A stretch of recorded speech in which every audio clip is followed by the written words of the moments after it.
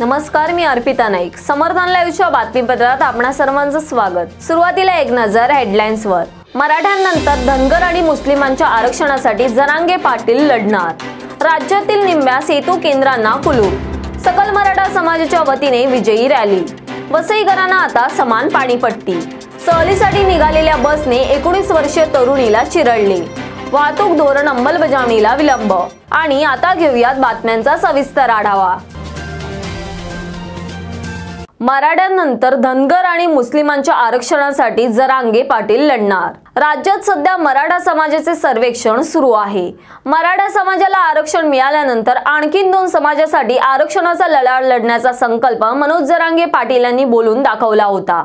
मराठ्यांना आरक्षण मिळाले की ते झाल्यानंतर धनगर आणि मुस्लिमांना सरकार आरक्षण कसं देत नाही तेच बघतो, असे मनोज जरांगे पाटील म्हणाले आहेत. तर याचबरोबर शेतकरी आणि मराठ्यांच्या जीवनात परिवर्तन करण्याबाबतचंही वक्तव्य मनोज जरांगे पाटील यांनी केले. रायगडावर जाऊन छत्रपती शिवाजी महाराजांचे दर्शन मनोज जरांगे पाटील यांनी घेतले.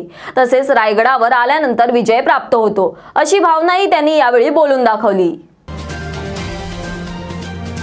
राज्यातील निम्म्या सेतू केंद्रांना कुलूप. राज्य सरकार नागरिकांना सरकारी योजना आणि कागदपत्रे एकाच ठिकाणी सहज उपलब्ध करून देण्यासाठी कोट्यावधी रुपये खर्च करून शासन आपल्या दारी हा उपक्रम राबवत असतानाच दुसरीकडे मात्र राज्यातील एकूण 39,239 आपले सरकार सेवा केंद्रांपैकी तब्बल 17,292 सेवा केंद्रे बंद असल्याची धक्कादायक माहिती उघड झाली आहे. एकीकडे नागरिकांना कागदपत्रे मिळवण्यात अडचणी निर्माण होत आहेत, तर राज्यातील ही अवस्था रोखण्यासाठी बंद असलेल्या सेवा केंद्रांवर कारवाई करून गरजू बेरोजगार युवकांना सेवा केंद्रांचे वाटप केले जावे, अशी मागणी आता केली जात आहे.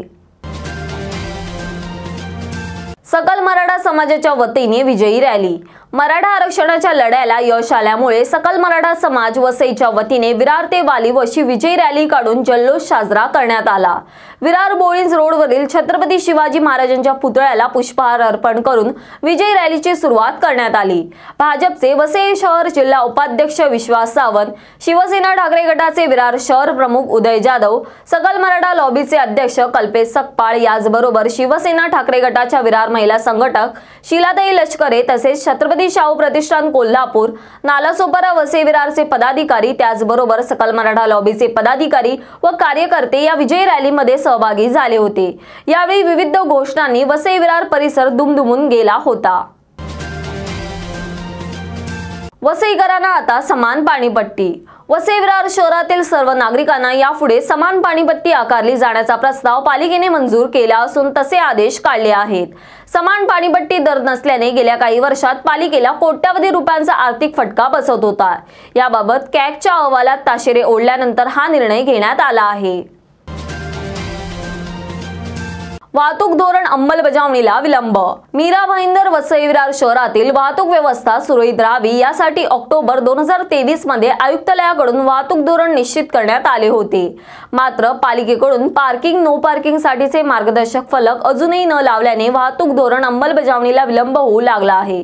यामुळे वाहतूक कोंडी, वाहनतळ अशा अनेक समस्यांना नागरिकांना सामोरे जावे लागत आहे. अशाच प्रकारे समर्थन लाईव्हचं बातमीपत्र व इतर महत्त्वपूर्ण घटनांचा तपशील सविस्तर जाणून घेण्यासाठी समर्थन लाईव्हला सबस्क्राइब करा व बेल बटन दाबा. धन्यवाद.